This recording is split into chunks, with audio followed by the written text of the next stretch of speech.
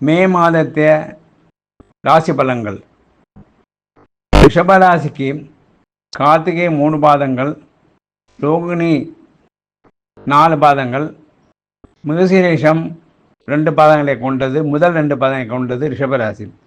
இந்த ராசிக்கு அதிபதி சுக்கிர கிரகமாகும். இந்த மாதத்தில் இவர்களுக்கு குரு கிரகம் 1ஆம் 2ஆம் இடத்திலும், செவ்வாய் கிரகம் 3ஆம் இடத்திலும், சனி கிரகம் 10ஆம் இடத்திலும், ராகு 10ஆம் இடத்திலும், சுக்கிர கிரகம் 11ஆம் இடத்திலும், கேது 4ஆம் இடத்திலும், சூரியன் 12ஆம் இடத்திலும், புதன் 12ஆம் இடத்திலும் இருக்கிறது. இதன் காரணமாக இந்த குடும்பத்தில் மகிழ்ச்சியான வாழ்க்கையும்